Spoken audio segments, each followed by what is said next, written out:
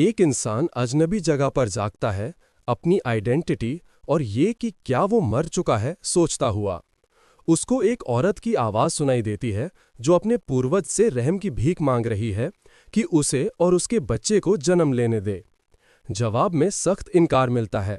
जैसे ही दूसरी आवाज़ कन्फर्म करती है कि दवाई देवता की घाटी ने निर्णय लिया है कि माँ का मूल खराब हो चुका है, उसकी जन्मजात प्रतिभा अपर्याप्त है और उसके पेट में बच्चे की नींव साधारण है। वो आवाज़ ये सवाल करती है कि लुओ क्लैन ऐसा बच्चा कैसे पैदा कर सकता है, दूसरे क्लैंस के लिए हंसने की वजह बने बिना। हीरो सोचने लगता है कि ये बात कहाँ से आ रही है और जन्मजात कमी वाला बच्चा होने का क्या मतलब है। अचानक उसको डरावनी सच्चाई समझ आती है। वो एक अनजान दुनिया में एक अनजान बच्चे के रूप में ट्रांसपोर्ट हो चुका है। वो अपनी प्रेग्नेंट माँ को अपने सामने देखता है और रियलाइज करता है कि जिस कमी वाले बच्चे की बात हो रही है वो वही है। वो देखता है कि एल्डर युंग जोजो उसे त्यागने पर अड़ा है और वो इस दुनिया की निर्दयता पर विचार करता है जहां ताकत का राज है और कमजोरों को गर्भ में भी त्याग दिया जाता है। माँ शांतियन पूछती है कि क्या वो इस निर्णय से सहमत है। शांतियन चिल्लाती है, सवाल करती है कि उसका बच्चा खराब जद की हड्डियों के साथ लुओ क्लैन के संसाधन और किस्मत कैसे शेयर कर सकता है। उसकी तुलना यूनर के बच्चे से करती है जिसे स्वर्गीय शरीर माना जाता है। माँ गुस्से से जवाब देती है, शांतियन को याद दिलाती है कि उसने ही अपनी जन्मजात सच्ची ऊर्जा उसे ट्रांसफर की थी, उसे बचाने के लिए जब वो घायल और बेहोश था, और इसी काम से उसके बच्चे की जद की हड्डियां खराब हो गई। शांतियन उसे सिर्फ एक ही चॉइस देती है, या तो लुओ क्लैन छोड़ दो या अपना बच्चा त्याग दो। माँ शॉक्ड हो जाती है इन ऑप्शन से। गर्भ में बच्चा सोचता है कि कैसा घटिया इंसान एक माँ को ऐसा निर्णय लेने पर मजबूर करेगा, और बेचैनी से अपनी माँ के निर्णय का इंतजार करता है। माँ, जिसका नाम जैंग ची शिन रिवील होता है, अपना निर्णय लेती है और घोषणा करती है कि वो लुओ क्लैन छोड़ देगी। एल्डर और शांति हैरानी से उसे देखते हैं। जैंग ची शिन घोषणा करती है कि उसकी और उसके बच्चे की जिंदगी और मौत का आज से लुओ क्लैन से कोई लेना देना नहीं है।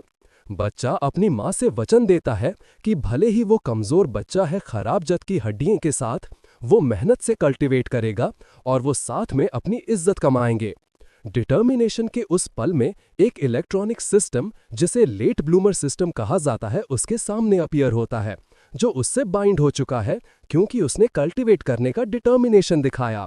वो शॉक्ड और एक्साइटेड हो जाता है कि उसके पास एक सिस्टम है, लेकिन जल्द ही वो उसके नाम पर गुस्सा हो जाता है, चिल्लाता है कि वो अभी तक पैदा भी नहीं हुआ है कि लेट ब्लूमर हो। वो डिस्कवर करता है कि सिस्टम का पूरा नाम system of late blooming greatness है और सोचता है कि सिस्टम उसे गर्भ में ही मेहनत करने के लिए फोर्स कर रहा है। फिर सोचता है कि क्या ये सिस्टम 300 साल जल्दी आ गया है। सिस्टम उसको उसके मुश्किल फ्यूचर की एक झलक दिखाता है, जहां वो और उसकी माँ जैंग ची शिन कल्टिवेट नहीं कर पाएंगे और सबकी हंसी और अपमान का शिकार होंगे। सिस्टम बच्चे के दुखद फ्यूचर को दिखाना जारी रखता है, दिखाता है कि उसका सौतेला भाई डाओ हासिल कर चुका है जबकि वो गोलियों पर निर्भर है जो उसकी मां ने जिंदा रहने के लिए मांगी थी, और दिखाता है कि उसने किस्मत को चुनौती देने का निर्णय अपनी मां की मौत के बाद ही लिया। गर्भ में बच्चा जिद से इस किस्मत को रिजेक्ट करता है, सिस्टम को चिल्लाता है कि इस दुखद विजन को दिखाना बंद करे। रियलाइज करते हुए कि सिस्टम 300 साल जल्दी आया है, वो अपनी जिंदगी को नाकामी से जीत में बदलने का निर्णय लेता है और वचन देता है कि वो अपनी कहानी को फिर से लिखेगा और एक चमत्कार बनेगा जो आसमानों में छा जाएगा। सिस्टम उसको एक शुरुआती मिशन प्रेजेंट करता है कि पहली बार अपनी मर्जी से कल्टिवेट करे और अपनी माँ को हैरान करे। रिवॉर्ड होगा आर्के एक सेक्रेड बॉडी के साथ फ्यूजन। वो हैरान हो जाता है और सिस्टम एक्सप्लेन करता है कि ये शरीर अदम्य फिजिकल स्ट्रेंथ प्रदान करता है जो प्राचीन सम्राटों को चुनौती देने में सक्षम है। वो रियलाइज करता है कि इस गिफ्ट से वो निश्चित रूप से किस्मत को चुनौती दे सकता है। गर्भ में होने का फायदा उठाकर आसानी से स्पिरिचुअल एनर्जी को फीटल ब्रीदिंग के माध्यम से सर्कुलेट करता है। उसकी माँ अपने अंदर अजीब एक्टिविटी महसूस करती है और हैरानी में सोचती है कि क्या उसका बेटा गर्भ में ही कल्टिवेट करना शुरू कर चुका है। सिस्टम मिशन के पूरा होने की घोषणा करता है और उसे आर्केइक सेक्रेड बॉडी से फ्यूज करने की प्रक्रिया शुरू करता है, जो प्राचीन ऋषियों की लेगेसी को एक्टिवेट करता है। माँ बाहर बिजली जैसा अजीब दृश्य देखती है। अपनी चेतना में वो प्राचीन सम्राटों के दृश्य देखती है जिनके सामने हीरोज कुछ नहीं है।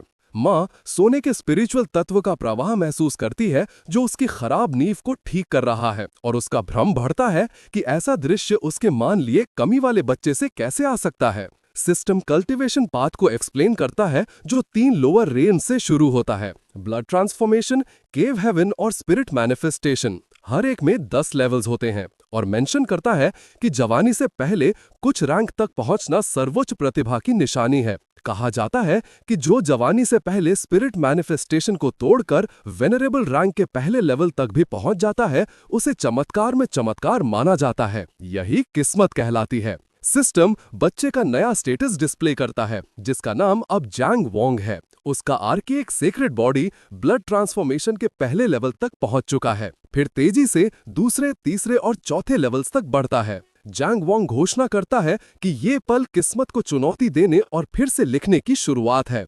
दूसरी जगह माँ एक बड़े निवास पर पहुंचती है और अपने बड़े भाई और भाभी के सामने अपनी वापसी की घोषणा करती है, जहां उसे उसका बड़ा भाई जैंग वोंग और उसकी पत्नी जैंग सीक्वेंग रिसीव करते हैं। भाई अपनी बहन को एक्सप्लेन करता है कि वो एक बड़े सेक्ट से मदद मांगने गए थे उसके बच्चे का इलाज करने के लिए, क्योंकि कोई भी लुओ क्लैन को गुस्सा करने की हिम्मत नहीं करता। जैंग सीक्वेंग सख्ती से जवाब देती है, जोंगिशिन पर इल्जाम लगाती है कि वो लुओ क्लैन से बाहर निकाले जाने के बाद मदद के लिए वापस रिंग कर आई है। जांग सेकिंग उसे व्यंग के लहजे से देखती है, जैसे ये कह रही हो कि लुओ क्लान ने उसे मो क्लान के लेजिटिमेट बेटियों से शादी गठबंधन के संसाधन नहीं लेने दिए, और वो अब घमंड का दिखावा करते हुए वापस आई है, जबकि असल में वो सिर्फ झूठन ढूंढ रही थी। जांगी दुख से जवाब देती है कि उसे अपने बच्चे की सुरक्षा के अलावा कुछ नहीं चाहिए था, और उसका भाई गुस्से से हस्तक्षेप करता है, उसे बचाने के लिए अपनी पत्नी को चुप रहने का हुक्म देता है और वचन देता है कि जांग क्लैन उसके भतीजे के लिए सारे जरूरी संसाधन प्रदान करेगा।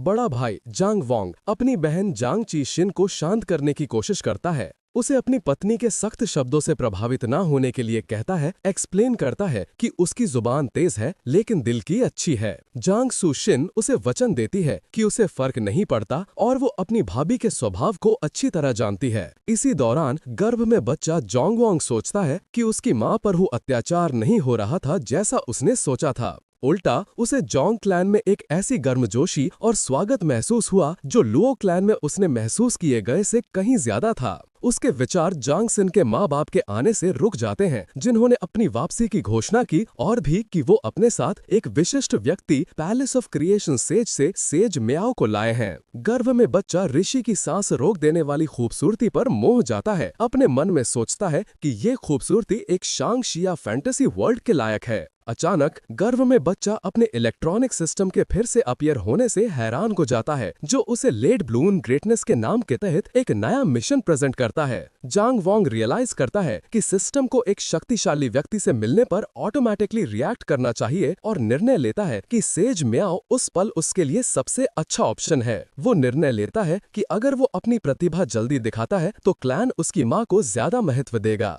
माँ जांग टीशिन आगे बढ़ती है और अदब से ऋषि से मदद मांगती है, जबकि गर्भ में बच्चा आर्काइक सेक्रेड बॉडी की शक्ति से ऋषि को हैरान करने की योजना बनाता है। ऋषि सबको बाहर इंतजार करने के लिए कहती है कि वो हॉल के अंदर मरीज के साथ गर्भ की जांच करेगी। ऋषि माँ को आश्वासन देती है कि वो गर्भ को उत्साहित करने के लिए कोई स्पिरिचुअल पावर का इस्तेमाल नहीं करेगी, क्योंकि वो कमजोर है। ऋषि माँ की कलाई पर अपना हाथ रखती है उसकी हालत जांचने के लिए। गर्भ में बच्चा कमजोर शब्द सुनता है और व्यंग से सोचता है, उसे अपने आर्काइक सेक्रेड बॉडी से ये कहने की चुनौती देता है। जैसे ही ऋषि माँ की कलाई पर अपना हाथ रखती है, उसका चेहरा बदल जाता है और वो केओटिक प्रिमोडियल एरा से आने वाली एक भयानक आभा महसूस करती है। माँ चिंता से पूछती है कि क्या हो रहा है, और ऋषि हैरान में सवाल करती है कि क्या इस बच्चे को पहले ही इनेट पावर की कमी वाला डायग्नोस किया गया था। माँ कंफर्म करती है कि ये लुओ क्लैन के हीलर्स का डायग्नोसिस था। ऋषि निर्णय लेती है कि वो खुद ही इस बच्चे की समर्थ की गहराई देखेगी और उसे जांचने के लिए अपनी शक्ति का इस्तेमाल करना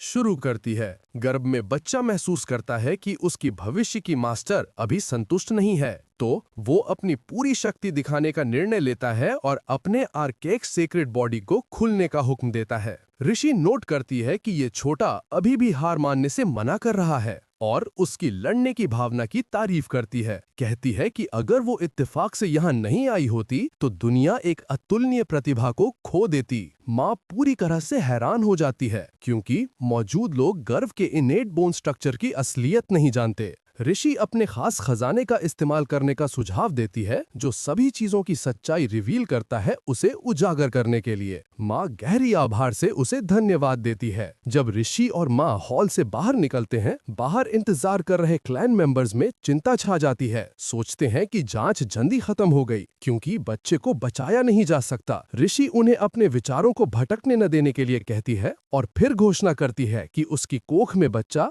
न सिर्फ सुरक्षित है बल्कि अतुलनीय प्रतिभा भी रखता है। सेज म्याओ कंफर्म करती है कि उसने अभी जो जांचा है वो सच है और उसे अपनी अच्छी किस्मत मानती है कि वो यहाँ आई और इस मामले की गवाह बनी। दादा हैरान खड़े हैं, सोचते हैं कि उनका पोता इतना टैलेंटेड कैसे हो सकता है जब उसे बताया गया था कि उसमें नेचुरल टैलेंट की कमी है। ऋषि उस डायग्नोसिस को एक अनजान डॉक्टर की बकवास कहती है। अपने खजाने का इस्तेमाल करते हुए ऋषि जांग क्लैन के सामने एक चकाचौंध करने वाला दृश्य प्रदर्शित करती है जहां 9 सोने के भव्य ड्रैगन्स आसमान में एक विशाल कंसा के ताबूत को खींचते हुए दिखाई देते हैं। क्लैन मेंबर्स को शॉक और ऑ की हालत में छोड़ देते हैं। ऋषि एक्सप्लेन करती है कि इन 9 सॉवरेन ड्रैगन्स में से एक भी पूरे जांग क्लैन को एक उंगली से कुचल सकता है। क्लैन मेंबर सोचते हैं कि उस ताबूत के अंदर खींचे जा रहे व्यक्ति की आइडेंटिटी क्या है। सिर्फ दृश्य में एक युवा व्यक्ति दिखता है जो अपनी माँ जांग छी से बहुत मिलता जुलता है। ऋषि रियलाइज करती है कि आर्केइक सेक्रेड बॉडी जांग क्लैन में पैदा हो चुका है और एक स्वर्गीय सम्राट आने वाला है। दादा और दादी खुशी से भर जाते हैं और दादी आंखों में आंसू के साथ चिल्लाती है कि भगवान ने उनके क्लैन को आशीर्वाद दिया है। माँ जांग छी गर्व को गर्व से देखती है, अपने बच्चे को कहती है कि उसने सच में उसे इज्जत दिलाई है। ऋषि फिर जांग ती शिन की तरफ मुड़ती है, उसे कहती है कि वो इंट्रोडक्शंस देने वाली नहीं है और सीधी बात करेगी। उसे अपने बच्चे को पैलेस ऑफ इटर्नल क्रिएशन में अपना डिसाइपल बनाने का ऑफर देती है। वो वचन देती है कि वो व्यक्तिगत रूप से उसके विकास और प्रशिक्षण की देखभाल करेगी जब तक वो दुनिया में एक अतुलनीय शक्ति नहीं बन जाता। क्लैन मेंबर्स फिर से शॉक्ड हो जाते हैं, रियलाइज करते हैं कि ये ऑफर है डिसाइपल के पद के लिए है, एक पद जिसके लिए इंपीरियल क्लैंस के वारिसों को भी मौत तक लड़ना पड़ सकता है। इसी दौरान गर्भ में बच्चा जांग वोंग सोचता है कि पैलेस ऑफ क्रिएशन एक फर्स्ट रेट सेक्ट है, उसके सिस्टम की कम से कम थर्ड रेट सेक्ट की आवश्यकता से कहीं ज्यादा, और उत्साह से अपने रिवॉर्ड के साइज के बारे में सोचता है। माँ जांग छी सिन अदब से झुककर ऑफर स्वीकार करती है, अपना और यंगलांग का आभार व्यक्त करती है ऋषि के इस महान कृपा के लिए। माँ सोचती है कि दुनिया एक ही दिन में कैसे बदल गई है और अपने बच्चे से अपने मन में पूछती है कि क्या वो ऋषि का शिष्य बनना चाहता है। ऋषि मुस्कुराती है, सोचती है कि वो कितनी भाग्यशाली थी कि उससे दया आई और वो जांग क्लैन आई, वरना वो इस भयानक प्रतिभा को खोजने का मौका खो देती। उसी पल जांग वोंग सिस्टम उसको उसके मूल दुखद किस्मत की एक झलक दिखाता है और फिर सिस्टम मिशन के पूरा होने की घोषणा करता है, एक थर्ड रेट सेक्ट या उससे ऊंचे ज्वाइन करने की।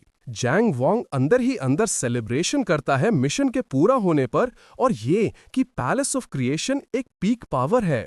बेसब्री से अपने रिवॉर्ड का इंतजार करता है, आश्वस्त है कि आर्काइक सेक्रेड बॉडी और एक हाई लेवल कल्टीवेशन टेक्निक के साथ कोई रुकावट उसके रास्ते में नहीं आएगी। सिस्टम रिवॉर्ड की घोषणा करता है, एक सर्वोच्च कल्टीवेशन मेथड जिसे art of the heaven devouring demon कहा जाता है। जांग वोंग शॉक्ड हो जाता है इस लेजेंडरी टेक्निक को पाकर। सिस्टम एक्सप्लेन करता है कि ये आर्ट स्वर्ग और पृथ्वी से स्पिरिचुअल एनर्जी एब्जॉर्ब करने के आसपास घूमती है, एक नेचुरल कल्टीवेशन वोर्टेक्स बनाती है और ये एक ग्रोवेबल और इवॉल्विंग मेथड है हीलिंग एबिलिटीज और अपूर्व सप्रेसिव पावर के साथ। गर्भ में बच्चा निर्णय लेता है कि वो कोई समय बर्बाद नहीं कर सकता और ये उसका मौका है। वो तुरंत कल्टीवेट करना शुरू कर देता है जबकि अभी भी अपनी माँ के गर्भ में है और एक सुनहरी स्पिरिचुअल एनर्जी उससे निकलकर हॉल के चारों ओर घूमती है, अपनी माँ और क्लैन मेंबर्स को हैरान करती है। उसका मामा और मामी पूरे शौक में देखते हैं और उसका मामा अविश्वास में सोचता है कि उसका भतीजा पैदा होने से पहले ही कल्टीवेट करना कैसे शुरू कर चुका है। दादा चिल्लाते हैं कि स्वर्ग ने जैंग क्लैन को आशीर्वाद दिया है, जबकि मामा और उसकी पत्नी शौक में देखते हैं। इसी दौरान सेज म्याओ अपने आप में सोचती है संतुष्टि के साथ कि अर्काइक सेक्रेड बॉडी वाले शिष्य के साथ आज से 100 साल बाद इमॉर्टल पैलेस के टूर्नामेंट में कोई नहीं कह पाएगा कि उसकी लीनेज कमजोर है। ऋषि घोषणा करती है कि एक नए शिष्य को स्वीकार करने के लिए एक मीटिंग गिफ्ट की जरूरत होती है और उसकी मास्टर के रूप में वो उसे पहले एक खजाना प्रस्तुत करेगी। गर्भ में बच्चा आश्वस्त है, सोचता है कि उसके सेक्रेड बॉडी और हेवन डिवोरिंग डीमन टेक्निक के साथ खजाना तुरंत उसे अपना मालिक पहचान लेगा। वो रूहानी तौर पर खजाने को बुलाता है, आश्वस्त है कि एक साधारण खजाने को वश करना उसके लिए अत्यंत आसान है। खजाना सीधा माँ के गर्भ में जाता है और उससे मर्ज हो जाता है। ऋषि हैरान हो जाती है कि एक अनजान बच्चा एक खजाने को अपना कैसे मानने पर मजबूर कर सकता है।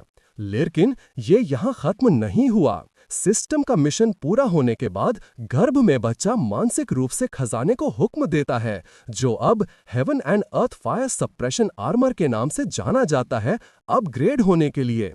आर्मर बदलता है और एक इन्नेट स्पिरिट ट्रेजर में विकसित हो जाता है।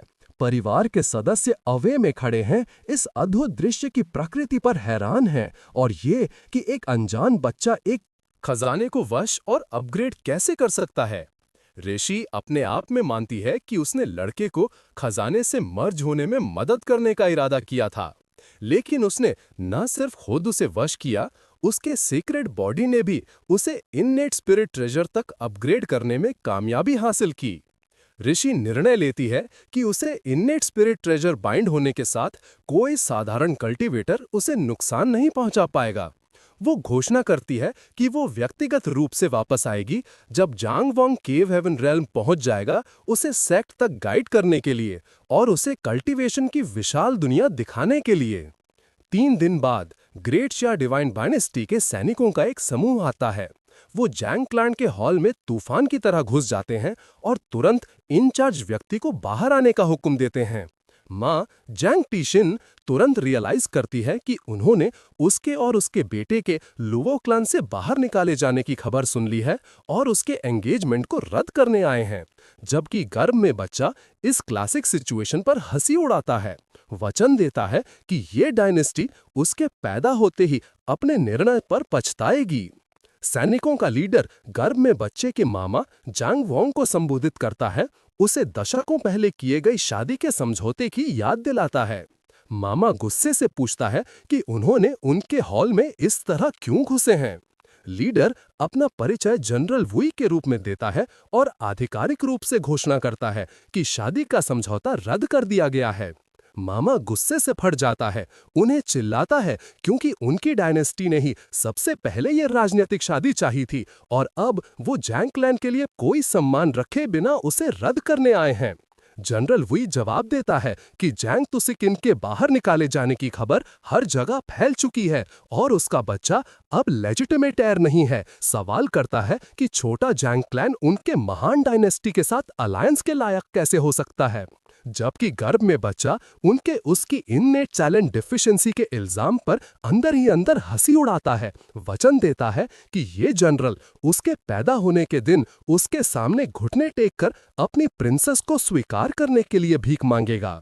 जनरल अपमान करना जारी रखता है, कहता है कि उनका सम्राट दयालु था कि उसे भेजा, वरना उन्हें खुद इंपीरियल हॉल के सामने घुटने टेकने पड़ते।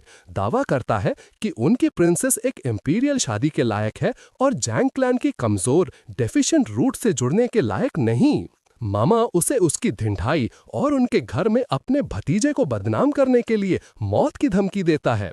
जनरल मामा पर हंसी उड़ाता है और बेकार कचरे को हटाने के लिए गर्भ में बच्चे पर हमला करने के लिए बढ़ता है। गर्भ में बच्चा अपनी मां को नुकसान पहुंचाने की कोशिश से गुस्से से भर जाता है। अचानक एक विशाल स्पिरिचुअल हाथ अपीयर होता है और जनरल का हमला रोक देता है, जो हैरानी में चिल्लाता है, मीमिंग एल्डर्स को बुलाता है। 2 बूढ़े एल्डर्स अपीयर होते हैं, हंसकर परिवार के दादा का मजाक उड़ाते हैं और उसे ट्रेन करने का ऑफर देते हैं। जनरल वुई 2 एल्डर्स का परिचय देता है, एक्सप्लेन करता है कि वो उनके डायनेस्टी के कोर्ट से शुआनमिंग एल्डर्स कल्टीवेटर्स थे। जबकि गर्भ में बच्चा जांग वोंग अपने आप में नोट करता है कि इन दो बूढ़े भूतों का कल्टीवेशन लेवल कम नहीं है। मामा गुस्से से चिल्लाता है, ग्रेट शाओ डायनेस्टी पर इन बदनाम और अपमानजनक एल्डर्स के साथ अलायंस बनाने का इल्जाम लगाता है और सवाल करता है कि क्या उनकी डायनेस्टी को कोई शर्म है। एल्डर्स में से एक गुस्से से जवाब देता है, मामा से ताने से पूछता है कि क्या अब उसकी बारी है बोलने की। एल्डर्स में से एक मामा पर हमला करता है, दादा को उससे बचाने के लिए हस्तक्षेप करने पर मजबूर करता है, जो उसे पकड़ते हुए जबरदस्ती पीछे धकेल दिया जाता है। इस अफरा तफरी में दूसरा एल्डर प्रेग्नेंट मां जांग चीशिन पर एक जानलेवा तलवार हमला करने का मौका उठाता है, ताने से कहता है कि बूढ़ा दादा सबको नहीं बचा पाएगा। तुरंत गर्भ में बच्चे का सिस्टम एक जानलेवा खतरे की चेतावनी जारी करता है और उसे अपनी मां को मारे जाने का एक इमरजेंसी मिशन देता है। गर्भ में बच्चा गुस्से से भर जाता है। एक प्रेग्नेंट औरत को टारगेट करना गिरावट की पराकाष्ठा मानता है। जांग वोंग हेवन डेवरिंग डीमन आर्ट को एक्टिवेट करता है, उसे हमले को निगल जाने का हुक्म देता है। एक वॉर्टेक्स बनता है, एल्डर्स के हमलों से स्पिरिचुअल पावर को खींचता है, उन्हें शॉक्ड और भ्रमित छोड़ देता है, क्योंकि उनकी शक्ति अचानक गायब हो जाती है। दादा हैरानी में सोचता है कि किसने जैंग फैमिली की मदद करने के लिए हस्तक्षेप किया है। डरे हुए एल्डर्स साथ में हमला करने का निर्णय लेते हैं, नीली भूतिया हाथों को लॉन्च करते हैं। गर्भ में बच्चा अपने इनेट स्पिरिट ट्रेजर का इस्तेमाल करके जवाब देता है। Heaven and earth cold flame barrier बनाता है, उन्हें जलाकर मार देने का इरादा रखता है। आग विशाल शक्ति के साथ फूट पड़ती है, एल्डर्स को डराती है, जो रियलाइज करते हैं कि वो एक इनेट स्पिरिट ट्रेजर का सामना कर रहे हैं और सोचते हैं कि जैंग जैसा छोटा परिवार ऐसा हथियार कैसे रख सकता है। उनमें से एक छुपे हुए व्यक्ति को खुद को रिवील करने और छाया में छिपना बंद करने की मांग करता है। सिस्टम एक जानलेवा संकट से बचने के मिशन के सफल पूरा होने की घोषणा करता है। जांग वोंग को 9 टर्न ग्रेट मिस्टीरियस रीबाथ पिल से रिवॉर्ड करता है। इंस्ट्रक्शंस एक्सप्लेन करती हैं कि ये पिल तुरंत स्पिरिचुअल पावर को इंजेक्शन पर बहाल करती है और गर्भ में बच्चा आश्वस्त महसूस करता है, वचन देता है कि वो जैंग फैमिली की इज्जत उस दिन बहाल करेगा। मीलों दूर सेज म्याओ स्पिरिट ट्रेजर के एक्टिवेशन को महसूस करती है और हैरान होती है कि उसकी शिष्या ने उसके जाने के सिर्फ 3 दिन बाद उसे इस्तेमाल किया है। वो अपनी शक्ति को फोकस करती है ये देखने के लिए कि क्या हो रहा है, और उसकी एक स्पिरिचुअल प्रोजेक्शन जैंग फैमिली के हॉल के ऊपर अपीयर होती है। गुस्से से पूछती है कि वो अंधा मूर्ख कौन है जिसने उसके शिष्य को नुकसान पहुंचाने की हिम्मत की।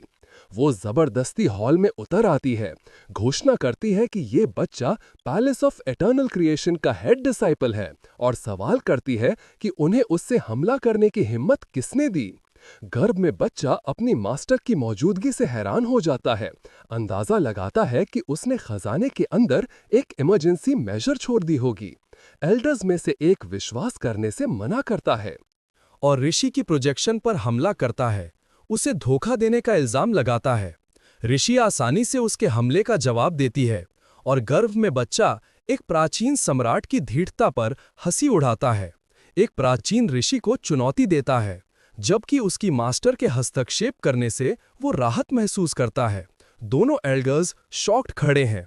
एल्डर्स में से एक छिपी धमकी का इस्तेमाल करने की कोशिश करता है, ऋषि से अपना नाम बताने के लिए पूछता है ताकि उनकी डायनेस्टी भविष्य में उसकी गाइडेंस ले सके। ऋषि उसकी धमकी पर हंसी उड़ाती है, घोषणा करती है कि एक 4th रेट एंशिएंट एम्परर उसका नाम सुनने के भी लायक नहीं है। उस पल दादा ऋषि द्वारा छोड़ दिए गए स्पिरिट क्रेन का इस्तेमाल करके हमला करते हैं, उसे एल्डर्स में से एक पर निर्देशित करते हैं, उसे बेरहमी से हराते हैं और उसे खून से लथपथ जमीन पर गिरा देते हैं। जनरल यूई शॉक में खड़ा है, विश्वास नहीं कर पा रहा है कि डिवाइन कॉन्शियसनेस की एक मामूली धमकी एक एंशिएंट एम्परर को दबा सकती है, और रियलाइज करता है कि ये औरत सच में पैलेस ऑफ इटर्नल क्रिएशन से है और जैंग फैमिली का बेटा, जिसे उन्होंने एक साधारण रूट मानकर खारिज कर दिया था, असल में इस पैलेस में प्रवेश करेगा। जबकि गर्भ में बच्चा जैंग वोंग अपने आप में सोचता है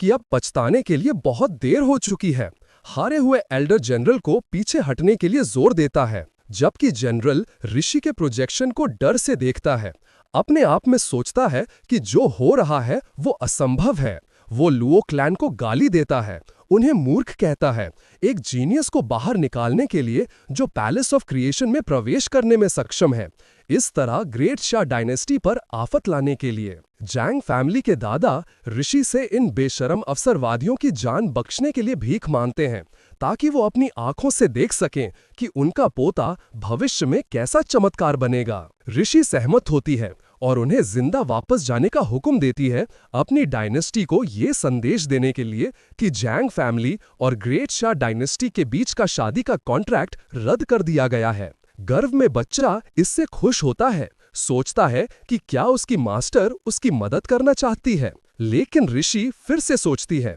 और जोर से घोषणा करती है कि उनका अधिकार नहीं है उसकी शिष्या की शादी को रद्द करने का। वो एक शक्तिशाली शक्ति छोड़ती है जो सैनिकों को पीछे धकेल देती है, फिर उन्हें अनलमेंट डॉक्यूमेंट फेंकती है, कहती है कि उसका शिष्य ही है जो उनकी डायनेस्टी की प्रिंसेस से शादी को नकारता है। ऋषि उन्हें चिल्लाती है, पूछती है कि वो अभी तक क्यों नहीं गए हैं।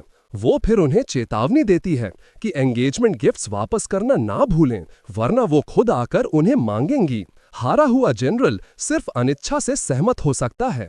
उनके जाने के बाद परिवार के सदस्य ऋषि के सामने झुकते हैं और मामा अपना आभार व्यक्त करता है, कहता है कि उनकी हस्तक्षेप और स्पिरिट ट्रेजर के इस्तेमाल के बिना जैंग फैमिली को एक आफत का सामना करना पड़ता। दादा आगे बढ़ते हैं और उनकी महान दया के लिए परिवार का गहरा धन्यवाद देते हैं। ऋषि उन्हें ये ना सोचने के लिए कहती है, क्योंकि उसने जैंग वॉन्ग को अपना शिष्य स्वीकार कर लिया है। उनके परिवार के मामले अब उससे जुड़े हुए हैं, लेकिन वो ये स्पष्ट करती है कि ये कहना कि उसने ही स्पिरिट ट्रेजर का इस्तेमाल किया था, वो पूरी तरह से सही नहीं है। स्पिरिट क्रेन हंसता है, कहता है कि उसकी मास्टर सीधी है और अपने शिष्य का श्रेय नहीं लेगी। ऋषि छोटे पोते को वचन देती है कि परिवार उसे सभी संसाधन प्रदान करेगा जो वो जुटा सकते हैं। गर्भ में बच्चा इससे प्रभावित होता है, सोचता है तुम सच में मेरी असली मास्टर हो। दादा समझ जाते हैं कि ऋषि का क्या मतलब है और दूसरों को जाने के लिए कहते हैं ताकि वो उससे अकेले में बात कर सकें। जब वो अकेले होते हैं, दादा ऋषि से पूछता है कि उसके पोते में किस तरह का फिजिकल कॉन्स्टिट्यूशन है जिसने उसे गर्भ में होते हुए स्पिरिट ट्रेजर का इस्तेमाल करने में सक्षम बनाया। ऋषि रिवील करती है कि बच्चे में लेजेंडरी आका एक सेक्रेड बॉडी है। दादा को पूरी तरह से शॉक की हालत में छोड़ देती है। ऋषि एक्सप्लेन करती है कि वो खुद नहीं जानती कि वो गर्भ में होने के बावजूद खजाने को क्यों कंट्रोल कर पाया, क्योंकि ऐसे शरीर का आखिरी अपीयरेंस हजारों साल पहले हुआ था। और जोड़ती है कि क्योंकि छोटे ने कल्टीवेट करना शुरू कर दिया है, कोई नहीं जानता कि उसके पैदा होने पर उसकी शक्ति कितनी जबरदस्त होगी। दादा खुशी से भर जाते हैं और चिल्लाते हैं कि स्वर्ग ने सच में उनके क्लैन को आशीर्वाद दिया है। ऋषि उसे चेतावनी देती है कि आकायिक सेक्रेड बॉडी को कल्टीवेट करने के लिए जरूरी संसाधन अत्यंत विशाल है और उसकी नींव को नजरअंदाज नहीं करना चाहिए, उससे पहले कि वो आधिकारिक रूप से पैलेस ऑफ क्रिएशन में प्रवेश करे। दादा उसे धन्यवाद देते हैं याद दिलाने के लिए और वचन देते हैं कि जैंग क्लैन जंग वॉन्ग के लिए एक मजबूत नींव रखने के लिए अपनी पूरी शक्ति जुटाएगा। मामा की पत्नी सेलिब्रेशन करती है, घोषणा करती है कि जैंग क्लैन का उदय निकट है और मामा चिल्लाता है कि उन्हें लुओ क्लैन को अपने निर्णय पर पछतावा कराना चाहिए। गर्भ में बच्चा जैंग वॉन्ग हाल के घटनाओं पर विचार करता है और ये निष्कर्ष निकालता है कि ये दुनिया सच में ताकत से शासित है। उसकी खूबसूरत मास्टर ने मुश्किल से एक उंगली उठाई थी, फिर भी उसके दुश्मन अपनी सीमाओं तक धकेल दिए गए और वो निर्णय लेता है कि उसे सिर्फ स्टार्टिंग लाइन से ही नहीं बल्कि गर्भ से ही जीतना होगा। उसके बाद परिवार जैंग क्लैन के पूर्वज का स्वागत करने के लिए इकट्ठा होता है। पूर्वज उन्हें बताते हैं कि उन्होंने पहले ही बच्चे के फिजिकल कॉन्स्टिट्यूशन के बारे में सुन लिया है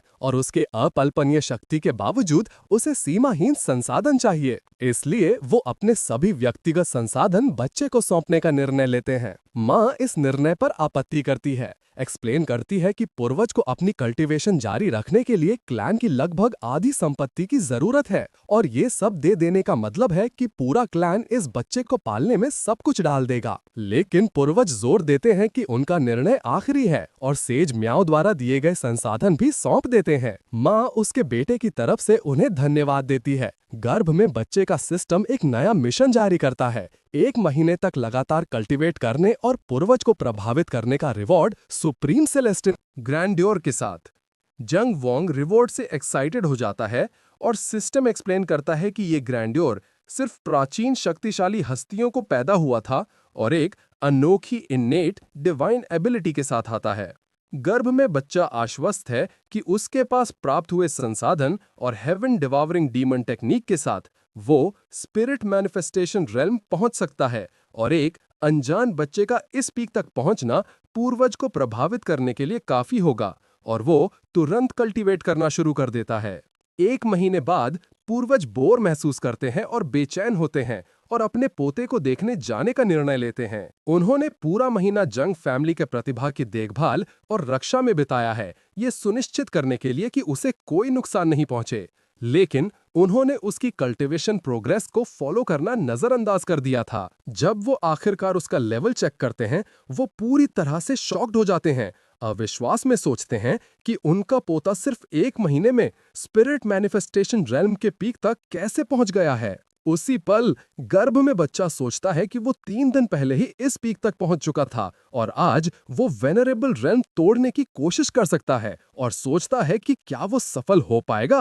जैसे ही पूर्वज उसका लेवल डिस्कवर करते हैं, system impress the ancestor mission के पूरा होने की घोषणा करता है। गर्भ में बच्चा हंसी उड़ाता है कि उसका पूर्वज कितनी आसानी से हैरान हो गया। रिवॉर्ड सुप्रीम ग्रैंड्योर एक स्पिरिचुअल स्केलेटन के रूप में अपीयर होता है और गर्भ में बच्चा उसकी मामूली आभा महसूस करता है जो उसके प्रोग्रेस को रोक रही थी, उस बॉटल नेक को आसान करता है। सिस्टम ऑटोमेटिकली ग्रैंड्योर को उससे फ्यूज करना शुरू करता है। गर्भ में बच्चा अपने पूर्वज को और ज्यादा हैरान करने का निर्णय लेता है और फ्यूजन के दौरान ग्रैंड्योर की शक्ति उधार लेता है वेनरेबल रेल्म तोड़ने के लिए। वो ग्रैंड्योर से निकलती हुई एक बैंगनी ऊर्जा देखता है और खुश हो जाता है। पूर्वज चिंतित हो जाते हैं, रियलाइज करते हुए कि उनका पोता एक ब्रेक थ्रू की कोशिश कर रहा है और डरते हैं कि ये लापरवाह आगे बढ़ना उसकी नींव को नुकसान पहुंचाएगा। उसी समय मां अपने बच्चे के अंदर एक और आभा महसूस करती है। ब्रेक थ्रू हैरानगी की आसानी से सफल हो जाता है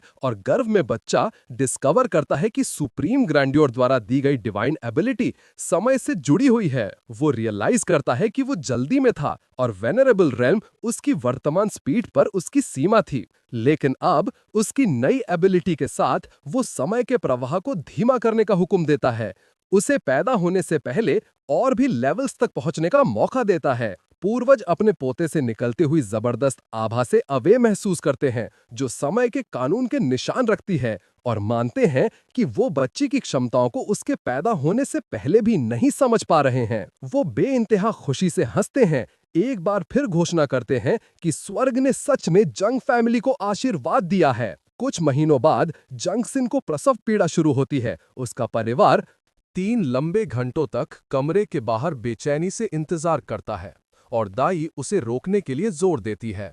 उसके जन्म के पल जैंग वोंग सिस्टम घोषणा करता है कि वो इनेट एंशिएंट इमॉर्टल रेल्म पहुंच चुका है।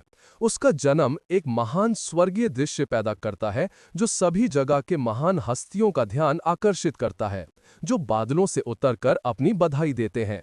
देखने वाले सोचते हैं कि एक साधारण ट्रू इमॉर्टल ऐसा कॉस्मिक दृश्य कैसे पैदा कर सकता है, और एक रियलाइज करता है कि ये दृश्य ग्रेट शिया डायनेस्टी द्वारा निकाले गए बच्चे के जन्म के कारण होना चाहिए। एक ज्यादा समझदार व्यक्ति उसे डांटता है, उसे कहता है कि वो अफवाहें पुरानी खबरें हैं और रिवील करता है कि जैंग फैमिली का बच्चा इतना असाधारण है कि पैलेस ऑफ इटर्नल क्रिएशन से एक ऋषि ने उसे गर्भ में होते हुए शिष्य स्वीकार किया था। अचानक ग्रेट शिया डायनेस्टी का सम्राट खुद आता है, रियलाइज करते हुए कि इस बच्चे ने जो हलचल मचाई है वो नजरअंदाज करने के लिए बहुत बड़ी है। लेजेंडरी सेलेस्टियल वृक्ष एक के बाद एक अपीयर होना जारी रखते हैं।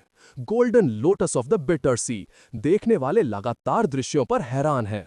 फिर शानदार नदियां और पहाड़ अपीयर होते हैं। उसके बाद आसमान में चमकदार सितारे। सम्राट आखिरी दृश्य यिन यांग लाइफ एंड डेथ डायग्राम को पहचानता है, एक दृश्य जो 1000 सालों से नहीं देखा गया। लेकिन नवजात जैंग वोंग अभी खत्म नहीं हुआ। वो इन 5 महान दृश्यों को एक आखिरी दृश्य में मर्ज करता है। इमॉर्टल किंग 9 आसमानों से उतर आता है। पूर्वज आंखों में आंसू के साथ खड़े हैं, गर्व से घोषणा करते हैं कि उनका पोता जैंग वोंग भविष्य के एक महान सम्राट का तेज रखता है। जिया डायनेस्टी का सम्राट गहरा पछतावा महसूस करता है, काश ये बच्चा उसकी डायनेस्टी में पैदा हुआ होता। वो शादी को फिर से व्यवस्थित करने पर विचार करता है, लेकिन शर्म के कारण इस विचार को त्याग देता है। इसी दौरान माँ अपने बच्चे को पकड़ती है, उसे कहती है कि वो उसका असली गर्व है। देखने वाले कमेंट करते हैं कि रुओ क्लैन को अब पछतावे की कड़वी पीड़ा महसूस हो रही होगी। सम्राट हावेवर एक भयानक निष्कर्ष पर पहुंचता है, क्योंकि उन्होंने ऐसे प्रोडिजी को अपमानित किया है, उनका एकमात्र ऑप्शन अब उसे उसके पालना में ही खत्म करना है। 5 साल बाद जैंग वोंग एक छोटे बच्चे के रूप में ध्यान में अपीयर होता है, समय को धीमा करने की अपनी एबिलिटी का इस्तेमाल करता है। एंशिएंट किंग रेल्म के पीक तक पहुंचने के बावजूद उसे अपनी प्रोग्रेस बहुत धीमी लगती है। उत्साही सेवक उसे इंटरप्ट करते हैं, उसे आराम करने के लिए पूछते हैं और उसे इमॉर्टल फ्रूट ऑफर करते हैं। वो उनके अत्यधिक उत्साह से परेशान हो जाता है। जैंग वोंग ध्यान से उठकर अपने पूर्वज का स्वागत करने जाता है, जो उसका इंतजार कर रहे थे। पूर्वज 5 साल के जैंग वोंग की तारीफ करते हैं, नोट करते हैं कि वो पहले ही एंशिएंट किंग रेल्म के पीक तक पहुंच चुका है और कुछ सालों में पूर्वज खुद उसे आगे नहीं निकल पाएंगे। जैंग वोंग नम्रता से जवाब देता है, एक्सप्लेन करता है कि उसने 1 महीने से ज्यादा समय से कोई प्रोग्रेस नहीं की है और एक बॉटलनेक पर अटक गया है। असल में जैंग वोंग एक उलझान का सामना कर रहा था। 1 साल पहले उसके सिस्टम ने उससे एक सीक्रेट रेल्म में प्रवेश करने का मिशन दिया था, लेकिन वो क्लैन से बाहर नहीं जा सकता था क्योंकि ग्रेट शिया डायनेस्टी और लुओ क्लैन दोनों ने उसे मारने का हुक्म जारी किया था। इसके अलावा उसे जैंग वोंग के अंदर ही एक छिपा हुआ खतरा महसूस हुआ। एक दिन अपनी ट्रेनिंग के दौरान उसे एक अशुभ और जहरीली आभा महसूस हुई और उसे ट्रेस करके वो क्लैन के बैक माउंटेन तक पहुंचा। वहां उसे एक भयानक और बुराई एंटिटी का अस्तित्व रियलाइज हुआ और यह कि वो अपनी वर्तमान शक्ति से उसे टक्कर नहीं दे सकता था। जंग वोंग ने एक डीमन सप्रेशन अरे डिस्कवर किया, लेकिन नोट किया कि यह शक्तिशाली सील भी खराब होने के लक्षण दिखाना शुरू कर रहा था। इस आंतरिक खतरे और बाहरी किल ऑर्डर के साथ उससे अपनी वर्तमान शक्ति पूरी तरह से अपर्याप्त लगी और निर्णय लिया कि उसे बाहर जाकर एक सीक्रेट रेल्म ढूंढना चाहिए अपनी शक्ति को जल्दी से बढ़ाने के लिए। अपने पूर्वज के साथ अपनी कॉन्वर्सेशन पर वापस आते हुए जंग वोंग उससे कहता है कि उसे बैक माउंटेन में कुछ महसूस हुआ। पूर्वज कंफर्म करते हैं कि उन्हें भी वो महसूस हुआ था और उसे आश्वासन देते हैं कि एंटिटी साधारण परिस्थितियों में सील को तोड़ नहीं सकता, लेकिन उनके शब्दों को तुरंत आई इमरजेंसी खबर से काट दिया जाता है। एक क्लैन मेंबर अंदर घुसकर उन्हें उनके पूर्वी समुद्र में एक ऋषि के सीक्रेट रेल्म के अपीयर होने की सूचना देता है और यह कि ज़ेया डायनेस्टी और लुओ क्लैन पहले ही उससे कंट्रोल करने के लिए अलायंस बना चुके हैं। पूर्वज तुरंत एक क्लैन मीटिंग बुलाते हैं। जंग वोंग शामिल होने पर जोर देता है, घोषणा करता है कि वो अब क्वालिफाइड है क्योंकि वो एंशिएंट किंग रेल्म पहुंच चुका है और पूर्वज सहमत होते हैं। मीटिंग में पूर्वज घोषणा करते हैं कि पहला मामला उनके पोते से संबंधित है। जंग वोंग मौजूद लोगों को संबोधित करता है, एक्सप्लेन करता है कि वो महीनों पहले ही अपने रेल्म के पीक तक पहुंच चुका था, लेकिन आगे नहीं बढ़ पाया है और इसलिए अनुभव हासिल करने के लिए क्लैन छोड़ना चाहता है। अटेंडीज उसके लेवल को कंफर्म करने के बाद एल्डर्स उसकी तेज प्रोग्रेस की तारीफ करते हैं, लेकिन उसके जाने पर सख्ती से आपत्ति करते हैं, उसे बहुत खतरनाक मानते हैं और यह कि उनके दुश्मनों ने एक स्पष्ट जाल बिछाया है। पूर्वज खतरा उठाने के बजाय उसे ब्रेक दी एंशिएंट पिल खरीदने का सुझाव देते हैं और मामा सुझाव से सहमत होता है। जंग वोंग सोचता है कि उनकी अत्यधिक तारीफ उसके विकास को रोकने वाला एक बोझ बन गई है। जंग वोंग उनकी चर्चा को रोकता है, उन्हें उसकी बात सुनने के लिए पूछता है। वो उनकी चिंताओं को स्वीकार करता है, लेकिन सवाल करता है कि अगर वो हर खतरे के निशान पर क्लैन के पीछे छुपना जारी रखता है तो वो मजबूत कैसे बन सकता है। वो एक्सप्लेन करता है कि भले ही वो अपने रेल्म के पीक तक पहुंच चुका है, उसने कभी कोई असली जानलेवा लड़ाई नहीं लड़ी है और उन्हें अपने मास्टर द्वारा दिए गए खजाने की याद दिलाता है, जो एंशिएंट एम्परर के लिए भी उसे पकड़ना मुश्किल बना देगा। वो उन्हें बाहर जाकर दुनिया में खुद को तैयार करने के लिए भीख मांगता है। उसकी दलील सुनने के बाद मामा कमेंट करता है कि उन्हें 5 साल की उम्र में ऐसे खतरों का सामना नहीं करना पड़ा था और पूर्वज अपने आप में मानते हैं कि जैंग वोंग ने उनमें से अधिकांश को कल्टीवेशन में पीछे छोड़ने के बाद अपने निर्णय लेने का अधिकार हासिल कर लिया है। पूर्वज अनिच्छा से सहमत होते हैं लेकिन उसे चेतावनी देते हैं कि लुओ क्लैन और जिया डायनेस्टी के जीनियसेस पहले ही सीक्रेट रेल्म में प्रवेश कर चुके हैं और उन्होंने उसके लिए एक जाल बिछाया है जहां एंशिएंट एम्परर्स उसकी आइडेंटिटी रिवील होते ही घात लगाए बैठे होंगे। जैंग वोंग पूरे आत्मविश्वास से जवाब देता है, घृणा से पूछता है, सिर्फ एक एंशिएंट एम्परर, उससे डरने की क्या जरूरत है? पूर्वज जोर से हंसते हैं, अपने पोते की भावना से प्रभावित होते हैं और घोषणा करते हैं कि ये उनके क्लैन के बेटे की असली भावना है। वो उसे जाने की इजाजत देते हैं लेकिन उससे होशियार रहने के लिए कहते हैं और जैंग वोंग उन्हें धन्यवाद देता है। वो तुरंत निकल पड़ता है। उसकी माँ उसे जाते हुए देखती है, उसकी सुरक्षित वापसी के लिए प्रार्थना करती है। जैंग वोंग सीक्रेट रेल्म के प्रवेश द्वार पर पहुंचता है और देखता है कि जगह जिंदगी से भरी है। जानकारी जुटाने के लिए वो एक कल्टीवेटर के पास जाता है और नम्रता से पूछता है कि क्या ये एंशिएंट सेज का सीक्रेट रेल्म है। कल्टीवेटर शुरू में परेशान होता है लेकिन जैंग वोंग के कपड़ों की क्वालिटी देखता है और रियलाइज करता है कि वो एक महान क्लैन का छोटा मालिक हो सकता है, तो वो अपना लहजा बदलता है और सकारात्मक में जवाब देता है। जैंग वोंग एक मामूली सेक्ट से होने का दावा करता है, फिर इतने सारे बच्चों और युवा लोगों की मौजूदगी के बारे में पूछता है। कल्टीवेटर कड़वाहट से एक्सप्लेन करता है कि ग्रेट शिया डायनेस्टी और लुओ क्लैन जैसी महान शक्तियों ने इस रेल्म पर एकाधिकार कर लिया है। सिर्फ 18 साल से कम उम्र के लोगों को ही प्रवेश की इजाजत देते हैं। जैंग वोंग सोचता है कि उसके दुश्मनों ने कौन से जीनियसेस भेजे हैं। उस पल ग्रेट शा डिवाइन डायनेस्टी का एक समूह आता है जिसका नेतृत्व ग्रैंड प्रिंसेस शिया मिंग चैन कर रही है, जिसमें उसकी खूबसूरती देखने वालों को हैरान कर देती है, जबकि उसकी अटेंडेंस में से एक उसकी तारीफ करने और प्रतिद्वंद्वियों को कम समझने की कोशिश करती है। प्रिंसेस अपनी बुद्धिमानी दिखाती है और उससे दूसरों को कम न समझने की चेतावनी देती है, खासकर 2 मजबूत विरोधियों, यंग लुओ क्लैन के लीडर के रहस्यमयी बेटे और जैंग क्लैन के सीलिन बेटे का विशेष रूप से उल्लेख करती है। वो पछतावा व्यक्त करती है कि उनकी डायनेस्टी ने ऐसा शक्तिशाली अलाय खो दिया है। अटेंडेंट इसके लिए घटिया जनरल वूची को जिम्मेदार ठहराती है, लेकिन प्रिंसेस उसे रुकने और इस गलती से सीखने का हुक्म लेती है और दोनों अटेंडेंट सहमत होते हैं। जैंग वोंग प्रिंसेस को दूर से देखता है, उसकी खूबसूरती की तारीफ करता है और नोट करता है कि उसे जनरल जिसने उसके परिवार को अपमानित किया था उसके घमंड की कोई झलक नहीं है। आगे लुओ क्लैन एक शानदार रथ में बिजली से घिरे हुए आता है और जैंग वोंग मुस्कुराता है, डर रहा था कि वो ना आएंगे। क्लैन का एक एल्डर उनके सीक्रेट रेल्म के कैंडिडेट लू डोंग को ग्रैंड प्रिंसेस से परिचय कराता है। लू डोंग उसे ग्रीट करने की कोशिश करता है लेकिन वो उसे पूरी तरह से नजरअंदाज कर देती है और उसके साथ आई महिला एल्डर को संबोधित करती है, सुझाव देती है कि वो सीक्रेट रेल्म को खोलने के लिए साथ में काम करें। लूडो डोंग को शर्मिंदा और गुस्सा छोड़ देती है। क्लैंस के एल्डर्स साथ में मिलकर सीक्रेट रेल्म का द्वार खोलते हैं और सभी जूनियर्स को तुरंत प्रवेश करने के लिए कहा जाता है। जॉन्ग वोंग सोचता है कि अब समय आ गया है लुओ क्लैन को उनके पिछले कामों के लिए भुगतान करने का।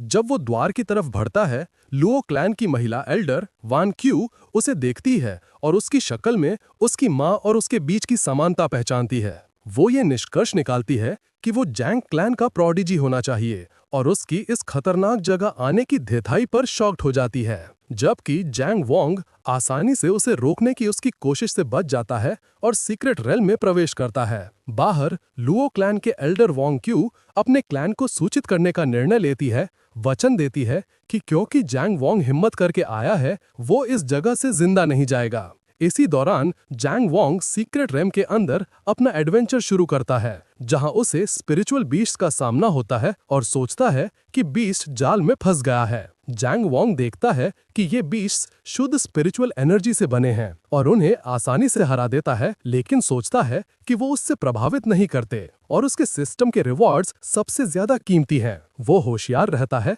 जानता है कि लुओ क्लैन और शिया डायनेस्टी निश्चित रूप से उसे देख रहे हैं और उसके लिए बाहर एक घात लगाए बैठे हैं, जो उसे ये मौका इस्तेमाल करने की जरूरत महसूस करता है अपने वर्तमान शक्ति से उनका सामना करने के लिए, नए लेवल तक तोड़ने के लिए। अचानक उसका system locate the ancient sages secret run mission के पूरा होने की घोषणा करता है और उसे 100 साल की कल्टीवेशन के इन्फ्यूजन से रिवॉर्ड करता है। जोंग वोंग तुरंत बैठ जाता है इस विशाल शक्ति को एब्जॉर्ब करने के लिए, एक्साइटेड है ये देखने के लिए कि उसे कितना बूस्ट मिलेगा। ये विशाल एनर्जी इन्फ्यूजन सोने की रोशनी का एक स्तंभ पैदा करता है जो आसमान में शूट करता है। सीक्रेट रेल में सभी युवा कल्टिवेटर्स का ध्यान आकर्षित करता है। जब देखने वाले पास आते हैं, वो रियलाइज करते हैं कि जो हो रहा है वो एक खजाने का अपीयर होना नहीं है, बल्कि एक भयानक सेलेस्टियल थंडर ट्रिब्यूलेशन है। उनमें से एक उसे 9/4 थंडर ट्रिब्यूलेशन के रूप में पहचानता है, जो एक ही वार में कंप्रेस्ड है। एक दुर्लभ सेलेस्टियल दृश्य है।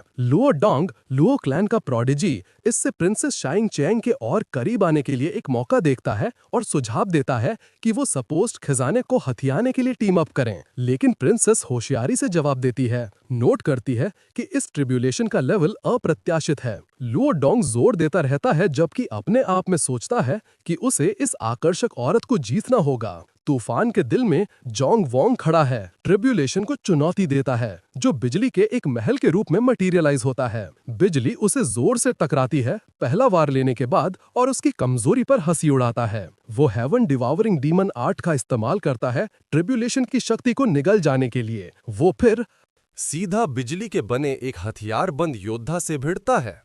जोंग वोंग आसानी से बिजली के वारों को रोकता है और योद्धा की तरफ दौड़ता है। योद्धा गुस्से में आ जाता है और एक शक्तिशाली बिजली का वार छोड़ता है। जोंग वोंग अपने क्लैन की सबसे मजबूत तलवार टेक्निक्स का इस्तेमाल करता है एक आखिरी वार देने के लिए। दूसरे दूर से पूरे भ्रम में देखते हैं, सोचते हैं कि किस तरह की एंटिटी ऐसी भयानक सेलेस्टियल थंडर को आकर्षित कर सकती है। और फिर उनमें से एक तूफान के दिल में एक इंसान की शक्ल देखता है। प्रिंसेस एक चकाचौंध करने वाला और असंभव निष्कर्ष पर पहुंचती है। कोई एंशिएंट एम्परर बनने के लिए ट्रिब्यूलेशन से गुजर रहा है, और क्योंकि ये सीक्रेट रिल्म उम्र सीमा रखता है, इसका मतलब है कि 18 साल से कम उम्र का एक युवा व्यक्ति ये अनोखा काम हासिल कर रहा है। लूडो डोंग ट्रिब्यूलेशन को देखता है, रियलाइज करता है कि जो व्यक्ति उससे गुजर रहा है वो पूरी तरह से सुरक्षित है, और निर्णय लेता है कि अगर उसे खत्म नहीं किया गया तो वो भविष्य में एक आफत बनेगा। मौका मिलने पर बिजली की आड़ में उसे मारने का इरादा रखता है। ट्रिब्यूलेशन की शक्ति इतनी तेज हो जाती है कि वो सीक्रेट रेल्म को लिफाड़ने की धमकी देती है, और देखने वाले घबराहट में भाग जाते हैं। लूडोंग इस परिस्थिति का फायदा उठाकर प्रिंसेस शाइंग शान को शॉक वेव से बचाता है, और वो उसकी मदद के लिए उसे धन्यवाद देती है। तूफान शांत होने के बाद रहस्यमय शक्ल गायब हो जाती है, मौजूद लोगों को विश्वास दिलाती है कि वो अपनी ट्रिब्यूलेशन में फेल हो गया और शरीर और आत्मा में नष्ट हो गया। लूडोंग फिर से प्रिंसेस को उससे अलायंस बनाने के लिए मनाने की कोशिश करता है, दलील देता है कि वो एक अनजान शक्ति का सामना कर रहे हैं और एक दूसरे की रक्षा करनी चाहिए। प्रिंसेस नर्मता से उसे इनकार करती है, दावा करती है कि उसने पहले ही एक टीम बना लिया है, और व्यंग्य के साथ जोड़ती है कि उसकी शक्ति इतनी महान है कि उसकी मामूली टीम में शामिल होने के लायक नहीं। लूडोंग इस इनकार से गुस्सा हो जाता है और अपने आप से वचन लेता है कि शामिंग चान उसकी है और कोई नहीं उसे इनकार नहीं कर पाएगा। प्रिंसेस जांग वोंग खूबसूरती से प्रभावित हो जाती है। लड़का बैठता है और सोचता है कि उसे नए मार्शल आर्ट्स खोजने चाहिए, क्योंकि अपने क्लैन की टेक्निक्स का इस्तेमाल करना उसकी आइडेंटिटी को आसानी से रिवील कर देगा। प्रिंसेस उसके पास जाती है और उसका ध्यान आकर्षित करती है। जांग वोंग उसकी मौजूदगी से हैरान हो जाता है और रियलाइज करता है कि वो शाओ डायनेस्टी से है, लेकिन अंदाजा लगाता है कि उसने उसे नहीं पहचाना है। वो पूछती है कि क्या वो उससे डरता है, और वो एक मासूम बच्चे की भूमिका निभाना शुरू करता है। प्रिंसेस की खूबसूरती की तारीफ करता है, उसका चार्म उसे प्रभावित करता है, और वो उसका गाल चूमती है और उसकी हिम्मत की तारीफ करती है। जांग वोंग एक दुखी कहानी घड़ता है, दावा करता है कि उसका क्लैन गिर चुका है और उसे संसाधनों की कमी के कारण सीक्रेट रेल्म में प्रवेश करने पर मजबूर किया गया। प्रिंसेस उस पर दया करती है और उसे अपनी टीम ज्वाइन करने का निमंत्रण देती है उसकी सुरक्षा के लिए, और वो नकली उत्साह से सहमत होता है। इसी दौरान लुआडोंग जैंग वोंग के प्रति गहरा नफरत महसूस करता है। गुस्सा है कि उस लड़के जैंग वोंग ने प्रिंसेस के साथ उसकी योजनाओं को बर्बाद कर दिया है। वो प्रिंसेस के समूह को ट्रैक करना शुरू करता है। थोड़ी देर बाद एक भेड़िया जैंग वोंग पर हमला करता है। जैंग वोंग हमले को आसानी से पकड़ लेता है, प्रिंसेस को हैरान करता है, जो उसकी फिजिकल स्ट्रेंथ पर हैरान होती है। जैंग वोंग अपने आप में सोचता है कि वो अपनी शक्ति रोक रहा था और रियलाइज करता है कि लुओडोंग उन्हें ट्रैक कर रहा है। लुओडोंग आखिरकार अपीयर होता है, घोषणा करता है कि वो प्रिंसेस के लिए इस रेल्म में आया है और एक शक्तिशाली आर्टिफैक्ट जिसे एंशिएंट ट्रैपिंग पर्ल कहा जाता है उससे उसे फांस लेता है। जबकि जैंग वोंग अंदर ही अंदर आर्टिफैक्ट की शक्ति पर हंसी उड़ाता है, लुओडोंग पागलों की तरह हंसता है। उसके लिए अपनी इच्छा और उसके खास एक्सक्विजिट 9 ईयर बॉडी को रिवील करता है, जो जैंग वोंग्स इंटरेस्ट जगाता है। बाद में एक कैंपफायर के आसपास जैंग वोंग अपना एक्ट जारी रखता है। बिग सिस्टर शिया को कहता है कि वो डर रहा है और पूछता है कि क्या वो उसके साथ सो सकता है। प्रिंसेस उसे छेड़ती है, सोचती है कि स्पिरिचुअल बीस्ट्स को फाड़ने वाला छोटा राक्षस डर कैसे महसूस कर सकता है। वो जोर देता है कि वो सच में डर रहा है, उसकी तारीफ करता है और फिर नकली गंभीरता से पूछता है कि क्या उसका कोई डाओ कंपेनियन है। प्रिंसेस दुख से जवाब देती है कि नहीं। जैंग वोंग अपना एक्ट जारी रखता है, हैरानी का दिखावा करता है कि प्रिंसेस शॉ मिंग चियान अपनी खूबसूरती और स्टेटस के साथ कोई आशिक नहीं रखती। प्रिंसेस उसे एक्सप्लेन करती है कि जो पुरुष उसके पास आते हैं उनका हमेशा अशुद्ध इरादा और एक छिपी हुई योजना होती है। जब वो इस योजना के बारे में पूछता है, वो अपना राज रिवील करती है। उससे पूछती है कि क्या उसने एक्सक्विजिट 9 ईयर बॉडी के बारे में सुना है। वो एक्सप्लेन करती है कि ये शरीर उन लोगों के लिए अत्यंत फायदेमंद हैं जो ड्यूअल कल्टीवेशन का अभ्यास करते हैं और इस कारण से बुरी सेक्स तलाश करते हैं उन महिलाओं की जिनमें ये शरीर होता है, उन्हें कल्टीवेशन वेसल्स के रूप में इस्तेमाल करने के लिए। जैंग वोंग समझने का दिखावा करता है, नकली गुस्से में अपनी मुट्ठी बंद करता है और वचन देता है कि वो उसे किसी भी बुरे लड़के से बचाएगा जो उसके पास आने की हिम्मत करेगा। प्रिंसेस उसकी बचकानी जलन पर मुस्कुराती है और उसे अब आराम करने के लिए कहती है, जबकि वो आग के पास बैठे हैं। जैंग वैंग महसूस करता है कि वो आदमी लुओडोंग अभी भी पास में है। लगातार निगरानी से परेशान होकर वो निर्णय लेता है कि उसे उस जानवर लुओडोंग से जल्दी ही छुटकारा पाना चाहिए शांति पाने के लिए, और कैंप से दूर चला जाता है। प्रिंसेस चिंता से उसका पीछा करती है और उसे लापरवाह होने और अकेले जाने के लिए नरमी से डांटती है। जब वो उसे माफी मांग रहा है, लुओडोंग जो उन्हें जलन से देख रहा था अपीयर होता है और जैंग वोंग पर हमला करता है, चिल्लाता है कि वो मौत ढूंढ रहा है। जैंग वोंग शांति से मुड़ता है और उससे कहता है कि वो उसका इंतजार कर रहा था। लुआडोंग जैंग वोंग की तरफ एक हमला लॉन्च करता है। प्रिंसेस हस्तक्षेप करती है और उनके बीच खड़ी हो जाती है। लुओडोंग से पूछती है कि उसका इरादा क्या है। वो बुरी तरह से हंसता है, फिर उन्हें कहता है कि उन्हें जल्दी ही पता चलेगा और एंशिएंट ट्रैपिंग पर्ल उन पर फेंकता है, उन दोनों को फंसा लेता है। प्रिंसेस गुस्से से भर जाती है और उसे धमकी देती है कि वो और उसकी डायनेस्टी उसके कामों के लिए उसे माफ नहीं करेंगे। उसे युद्ध की घोषणा से बचने के लिए उन्हें छोड़ने की मांग करती है। ल्यूडोंग उसकी धमकियों को मुस्कुराते हुए नजरअंदाज करता है और उसे ट्राई करने का निमंत्रण देता है, और प्रिंसेस उसे पछताने से मना करती है। प्रिंसेस अपनी डायनेस्टी की रेस्क्यू सील को एक्टिवेट करने की कोशिश करती है, लेकिन ये फेल हो जाता है और पर्ल की स्पेस के अंदर टूट जाता है। ल्यूडोंग उस पर हंसी उड़ाता है, एक्सप्लेन करता है कि ये पर्ल उसके पूर्वज वोंग क्यू द्वारा व्यक्तिगत रूप से परिष्कृत किया गया था, जिसे स्पेशल लॉस की गहरी समझ है। वो जोड़ता है कि पर्ल एंशिएंट एम्परर लेवल से नीचे वालों के लिए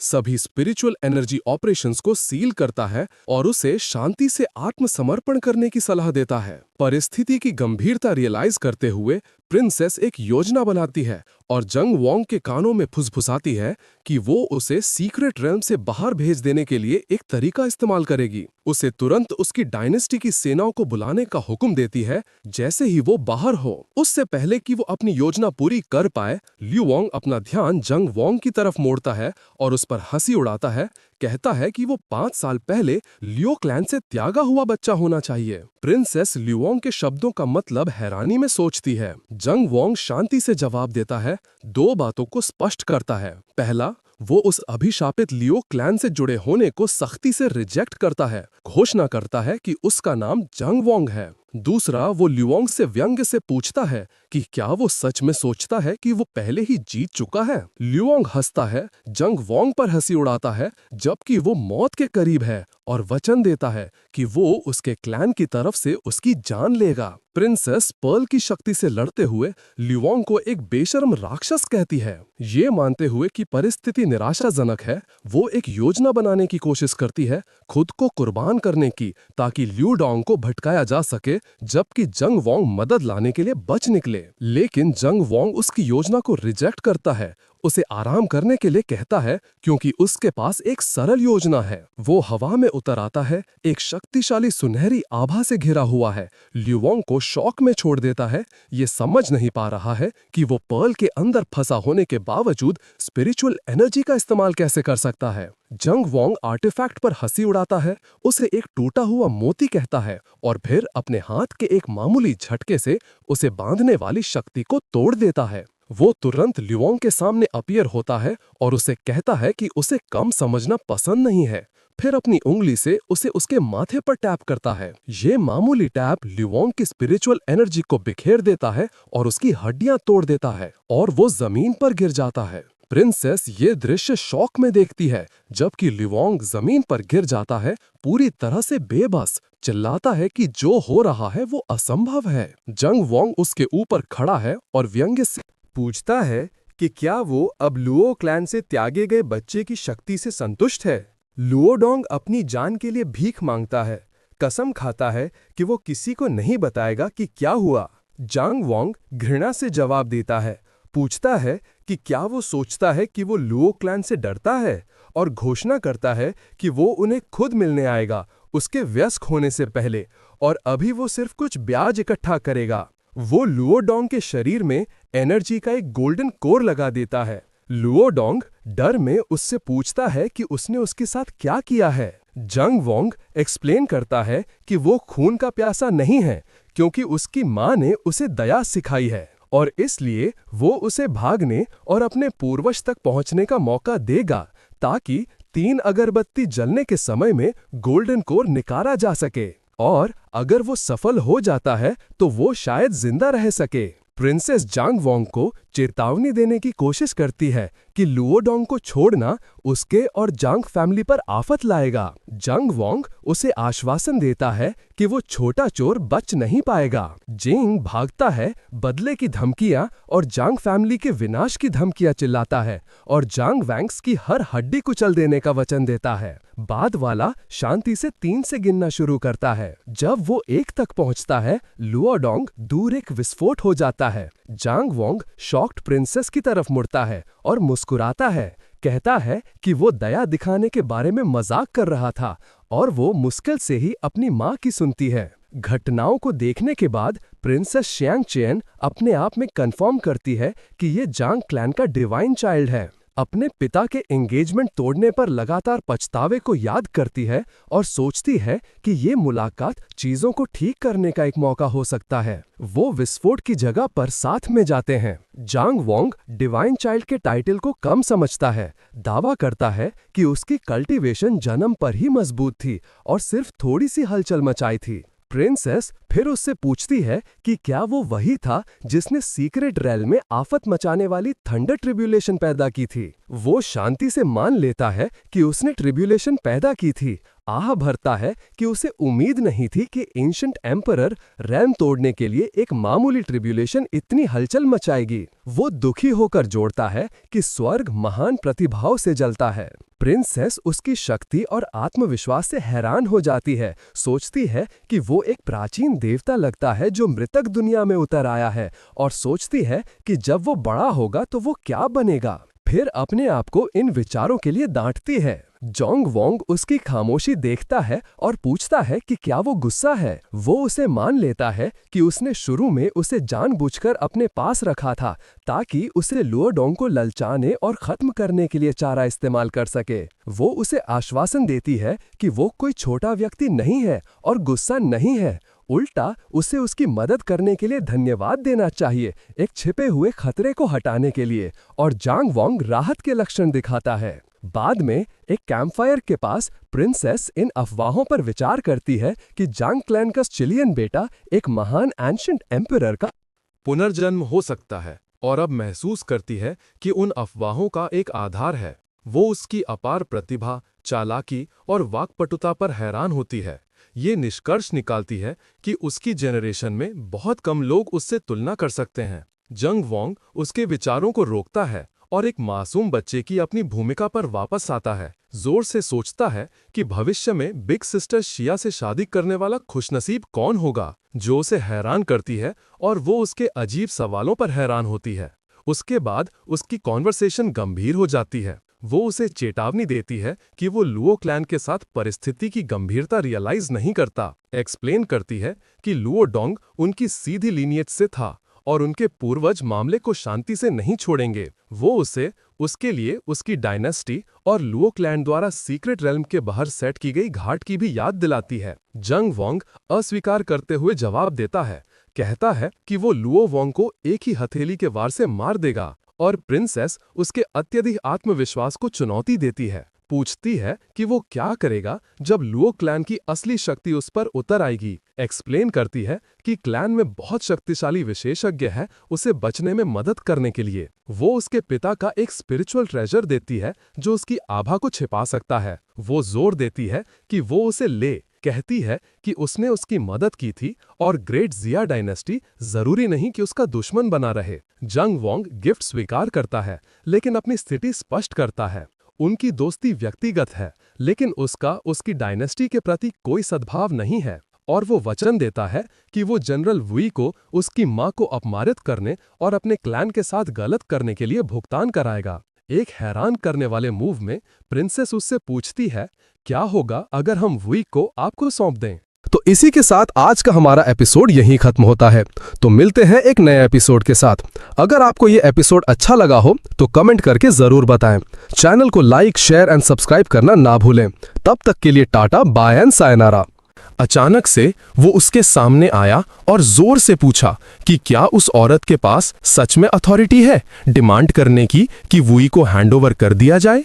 एक सिंसियर एक्सप्रेशन के साथ उस औरत ने एक्सप्लेन किया कि उसके फादर को गलत गाइड किया गया था एंगेजमेंट तोड़ने के बारे में सोचने के लिए, और पीस रिस्टोर करने की विल रखते हुए उसने वुई की फेट और एक ग्लोइंग जेड पेंडेंट दोनों को कंसिलिएशन के जेस्चर्स के रूप में ऑफर किया।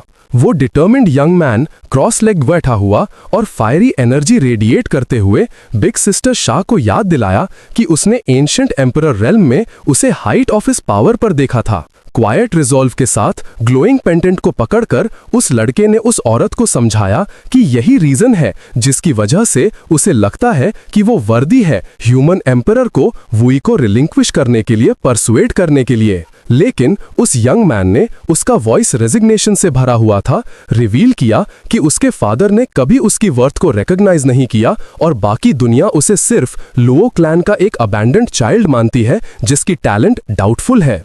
अनवेवरिंग रिजॉल्व के साथ उस सीरियस औरत ने डिमांड किया कि दूसरा पर्सन क्लैरिफाई करे कि क्या वो उसका जेड पेंडेंट रिफ्यूज कर रहे हैं, इंसिस्ट करते हुए कि उनकी चिंता सिर्फ वुई के मैटर से रेलेवेंट है। उसका एक्सप्रेशन डिटर्मिनेशन से अनवेविंग था।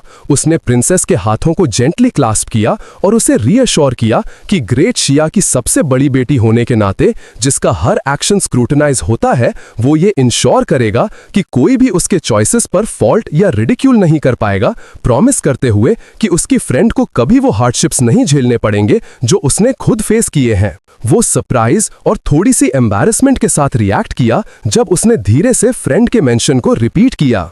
इम्प्लीकेशंस पर रिफ्लेक्ट करते हुए उसने डिक्लेयर किया कि उसे दुनिया को अपने चॉइस के पीछे की विजडम दिखानी होगी, इंसिस्ट करते हुए कि तभी वो पेंडेंट को ऑनर के साथ एक्सेप्ट कर सकता है। वो रेजोल्यूटली खड़ी हुई, स्टर्नली वार्निंग देते हुए कि भले ही यूथ एलोक्वेंस और एक्सक्यूजेस लाएं, ट्रू कैरेक्टर तब प्रूव होता है जब वर्ड्स को डिसाइसिव एक्शंस के साथ मैच किया जाए।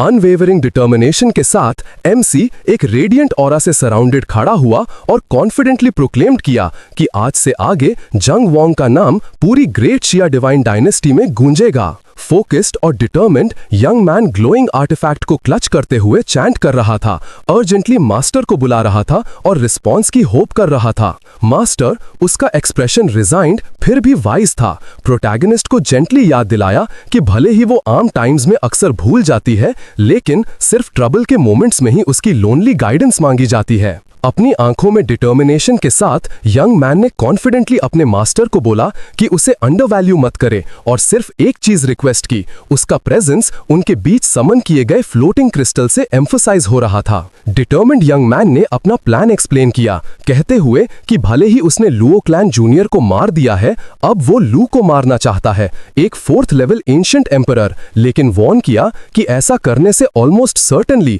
लुओ क्लैन से एक एंशिएंट सेज का अपीयरेंस प्रोवोक हो जाएगा। अपने मास्टर के इथीरियल प्रोजेक्शन के सामने डीपली बो करते हुए एमसी ने अर्जेंटली प्लीड किया कि वो एक फॉर्मेशन सेटअप करे जो उन्हें लुओ क्लैन के एंशिएंट सेज से उतनी देर तक शील्ड कर सके जितनी देर एक इंसेंस स्टिक को जलने में लगती है, अश्योर करते हुए कि उसके पास अपना एस्केप प्लान है। कॉन्फिडेंट मास्टर ने प्रोटैगनिस्ट को अश्योर किया कि जो डाओ को फॉलो करते हैं उन्हें अपना रास्ता खुद चुनना चाहिए और अपना इंटेंट बताया कि वो उन्हें सपोर्ट करेगी। अनवेवरिंग डिटर्मिनेशन के साथ यंग कल्टिवेटर फुल मून के नीचे एक रेडिएंट ऑरा से सराउंडेड अपने फेलो डाओइस्ट्स को रैली करते हुए प्रोक्लेम्ड किया कि उसे सिर्फ इतना चाहिए कि वो अपना सब कुछ दे दे। इसी दौरान जब जांग वांग ऊपर मंडरा रहा था, इमेंस पावर के डिस्प्ले में उसके चारों ओर एनर्जी घूम रही थी। उसने नीचे सबको ग्रेवली वार्न किया कि वो सीक्रेट रेल्म को अपनी फुल स्ट्रेंथ से पर्ज करने वाला है और उनकी सेफ्टी इंश्योर नहीं कर सकता, जिस पर ग्रुप वरी और टेंशन के मिक्स के साथ देखने लगा। अनवेवरिंग अथॉरिटी के साथ एमसी ने ग्रुप को एक स्टर्न अल्टीमेटम दिया, ऑर्डर करते हुए कि वो आसमान में चढ़ जाएं और क्वार्टर ऑफ एन आवर के भीतर उसके पीछे जमा हो जाएं। वॉर्न किया कि जो भी ऐसा करने में फेल होगा वो खुद कॉन्सिक्वेंसेस फेस करेगा। अनवेवरिंग डिटर्मिनेशन के साथ यंग कल्टिवेटर फुल मून के नीचे एक रेडिएंट ऑरा से सराउंडेड अपने फेलो डाओइस्ट्स को रैली करते हुए प्रोक्लेम्ड किया कि उसे सिर्फ इतना चाहिए कि वो अपना सब कुछ दे दे। ठीक उसके बाद कॉन्फिडेंट वुमन का ऑरा एनर्जी के साथ भड़क उठा। ग्रेट शिया के सब लोग ऊपर चलो, उसने कमांड किया। उसकी आवाज स्ट्रांग और फियरलेस थी। उसकी डिटर्मिनेशन इन्फेक्शियस थी, उसके फॉलोअर्स को मोशन में खींच रही थी जैसे ही उसकी पावर ने उन्हें आसमान की ओर उठा दिया। वो औरत फ्राउन किया, अपने हाथों को फोल्ड करते हुए उस ग्रुप को देखा। तुम सच में जांग वांग पर ट्रस्ट कर रहे हो? वो 5 साल का है। उसका टोन शार्प स्केप्टिकल था और उसने टेंस एयर को काट दिया। दूसरों ने रिस्पॉन्स नहीं दिया। ब्रूडिंग स्काई के नीचे उनकी खामोशी काफी थी। कोई भी आर्ग्यू नहीं कर पाया, भले ही वो अग्री नहीं करना चाहते थे। एल्डेस्ट प्रिंसेस का एक्सप्रेशन हार्ड हो गया। एक शार्प स्माइल उसके चेहरे पर चमकी। तो तुम अब मुझ पर डाउट कर रहे हो? उसने कहा, टोन काम लेकिन कटिंग। रूम उसकी घूर के वेट के नीचे शांत हो गया। उसे अपनी आवाज ऊंची करने की जरूरत नहीं थी। उसके शब्दों में जो चैलेंज था वो सब कुछ बता रहा था। उन्होंने दूसरों को रात के आसमान में ऊपर जाते देखा। लाइट की स्ट्रीक्स पेड़ों के ऊपर गायब हो रही थीं। हमें अब चलना होगा, कॉशियस वुमन ने फर्मली कहा। हम इतनी दूर तक सिर्फ ग्राउंड खोने के लिए नहीं आए हैं। यंगर गर्ल हेजिटेट किया। उसकी आंखें बड़ी हो गईं। वो ग्रेट शाह की एल्डेस्ट प्रिंसेस है ना? उसने फुसफुसाया। एमसी ने एक छोटा सा नॉड किया। उसकी खामोशी में क्वाइट रिजॉल्व था जब उसने उनके टेंस चॉइस को आगे बढ़ने के लिए सपोर्ट किया। वाइट स्काई के नीचे 2 आदमियों ने होराइजन को देखा। बड़े स्वॉर्ड वाला पहला बोला, तुमने र्यूमर सुनी है ना? जंग वांग के ओरिजिन्स वो नॉर्मल नहीं है। उसका साथी स्नॉट किया, अपना सर हिलाते हुए। और ग्रेट शाह की प्रिंसेस, वो भाग गई जब चीजें टफ हो गईं। ऐसा कोई ग्रेट डाव तक कैसे पहुंचेगा? हवा में फ्लोट करते हुए गोल्डन लाइट उस पर रोल हो रहा था। एमसी ने नीचे ग्रुप पर घूरा। मैंने तुम्हें एक चांस दिया, उसने इवनली कहा। अब तुम कॉन्सिक्वेंसेस डील करोगे। उसके चारों ओर की ग्लो एक बार पल्स किया, ब्राइट और शार्प, इससे पहले कि हवा उसकी पावर से क्रैक हो जाए। वो स्मर्क किया। उसकी उंगलियों के बीच स्पार्क्स क्रैकलिंग हो रही थीं, जैसे ही फायरी एनर्जी जिंदा हो गई। कावर्ड, तुम्हें सच में लगता है कि वो डरा हुआ है? उसका टोन शार्प और स्टेडी था। उसका कॉन्फिडेंस हर दिल की धड़कन के साथ रेडिएट हो रहा था। उसके हाथ की फ्लेम और तेज जल गई, उसकी आवाज की गर्मी से मैच करते हुए जब वो उन्हें सीधे फेस कर रही थी। एमसी की स्वॉर्ड उसकी हाथों में तेज जल गई जब उसने इसे सर के ऊपर उठाया। एनर्जी लाइटनिंग की तरह पल्स कर रही थी। तुम्हें ग्रेट डाउ चाहिए? उसने चिल्लाया। तो उसे अर्न करो। जमीन उसकी ऑरा की फोर्स के नीचे कांप गई। उसकी डिटर्मिनेशन टेंशन को एक ब्लेड की तरह काट रही थी। डिटर्मिनेशन से उसका जबड़ा कस गया। यंग मैन ने अपनी स्ट्रेंथ गैदर की, फिर इसे एक एक्सप्लोसिव बर्स्ट में अनलीश किया। एनर्जी उसके चारों ओर भर गई, आगे की ओर स्पाइरल होते हुए। जब उसने चिल्लाया, इसे काट दो, फोर्स हवा से गुजरी। उसकी ऑरा उसके पीछे एक जंगली आग की तरह जल रही थी। एमसी तेज नीचे गिरा। हवा उसके चेहरे पर लग रही थी, जैसे वो हवा को काट रहा था। एक मैसिव गोल्डन स्वॉर्ड उसके बगल में अपीयर हुई, रॉ पावर के साथ घूम रही थी। उसकी आंखें नीचे टारगेट पर लॉक थीं, फोकस अनब्रोकन। पेड़ों की चोटियां जोर से हिल गईं जब वो पास आया।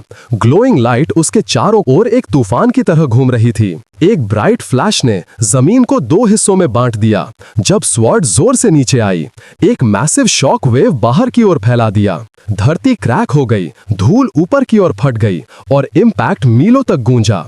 रॉ पावर एक सिंगल डेवस्टेटिंग ब्लो में अनलीश हुई। लाइट पार्टिकल्स उसके चारों ओर नाच रहे थे। जब उसने एक स्टेडी सांस ली, उसकी मुट्ठियां भींच गईं, उसकी नजर सख्त हो गई। जो भी आगे आता वो रेडी था। हवा उसकी एनर्जी से गूंज रही थी। लाइट की हर चिंगारी उसके सीने में बिल्ड हो रही डिटर्मिनेशन को रिफ्लेक्ट कर रही थी। येलो लाइट की एक स्ट्रीक ने व्हाइट वुल्फ को काट दिया। हिट स्पार्क्स और डेब्रीज की वेव में डेटोनेट हो गई। उसकी दर्दनाक चीख केओस से गुजरी इससे पहले कि वो ग्लोइंग हेज में गायब हो जाए। वो आगे बढ़ा, स्वॉर्ड ब्राइट ग्लो कर रही थी। उसका फोकस अनशेकेबल था। औरत की आवाज उसके पीछे गूंजी, हर सिलेबल में पैनिक। रुको, रुक जाओ। लेकिन वो वापस नहीं मुड़ा। वो अकेली डार्क फॉरेस्ट में खड़ी थी। हवा उसके हाथों के चारों ओर घूम रही एनर्जी से जिंदा थी। फ्रैक्चर्ड ग्राउंड उसकी पावर के नीचे ग्लो कर रहा था। शैडोज को एक चिंगारी के साथ दूर भगा रहा था। एनर्जी बच्चे के चारों ओर भर गई, ब्राइट और अनटेम्ड। औरत सिर्फ घूर सकती थी, शॉक्ड, स्पीचलेस। इतना छोटा कोई इतनी स्ट्रॉन्ग पावर कैसे होल्ड कर सकता है? लाइटनिंग की फ्लैशेस ने उसका चेहरा रोशन किया जब उसने आहिस्ता से कहा, आधी डिसबिलीफ में, क्या ये वो पावर थी जो वो मेरे फादर को दिखाना चाहते थे? तूफान ऐसे गरजा जैसे जवाब दे रहा हो। ऑर्ब उसके हाथों में तेज पल्स किया। एनर्जी एक तूफान की तरह फिर से उसके अंदर दौड़ गई। उसका फोकस सख्त हो गया जैसे ही उसकी स्ट्रेंथ फिर से गरज उठी। जमीन ग्लो किया जब एक मैसिव ऑर्ब ऑफ स्पिरिचुअल एनर्जी, उसकी पल्स हवा में गूंज रही थी। कल्टिवेटर्स यंग मास्टर जंग को हैरानी से देखा, इससे पहले कि वो गहराई से बाव करें। रियम के बीस्ट्स की कंबाइंड स्ट्रेंथ उनके हाथों में एक चमत्कार की तरह बहा रही थी। एनर्जी लड़के के हाथ के चारों ओर क्रैकल्ड हुई जब उसने चिल्लाया, सिस्टर शाह। उसकी आवाज टेंशन को काट गई और काम वोमन तुरंत उसकी ओर मुड़ी। उसका ध्यान उसकी पकड़ से रेडिएट हो रही ब्राइट पल्स ने खींच लिया। वो औरत एक कॉन्फिडेंट ग्रिन के साथ आगे बढ़ी, एक ग्लोइंग और बाहर निकालते हुए। चिंता मत करो, मैंने तुम्हारे ब्रेक थ्रू के लिए काफी एनर्जी सेव कर ली है, उसने कहा। लाइट उसकी उंगलियों पर एक प्रॉमिस की तरह नाच रही थी। वो थोड़ा फ्राउन किया, उसकी आंखों में कंफ्यूजन चमकी। तुमने मेरा पेंडेंट ठुकरा दिया, उसने कहा, आवाज सॉफ्ट लेकिन फर्म। तो अब मैं तुम्हारी एनर्जी क्यों लूं? सवाल क्वाइट फ्रस्ट्रेशन के साथ रवा रह गया। एमसी की आवाज एनर्जी के हम को काट गई और स्टेडी और कमांडिंग थी। सिस्टर शिया, जल्दी मत करो, उसने कहा। उसकी आंखें ग्लोइंग स्पीयर पर लॉक थीं। रिकॉर्डिंग स्टोन को जोर से पकड़ो। उनके चारों ओर एंशिएंट रून्स चमक रहे थे, एक पावर के साथ पल्स कर रहे थे। उसकी आंखों में मिसचीफ की एक झलक नाच गई जब उसका स्मर्क गहरा हो गया। असली तमाशा, उसने धीरे से कहा, शुरू होने वाला है। उसके शब्द थंडर की तरह रोल हुए, हर किसी की नजर उसकी ओर खींच लिया। तो इसी के साथ आज का हमारा एपिसोड यहीं खत्म होता है। तो मिलते हैं एक नए एपिसोड के साथ। अगर आपको ये एपिसोड अच्छा लगा हो तो कमेंट करके जरूर बताएं। चैनल को लाइक, शेयर एंड सब्सक्राइब करना ना भूलें। तब तक के लिए टाटा, बाय एंड सायनारा।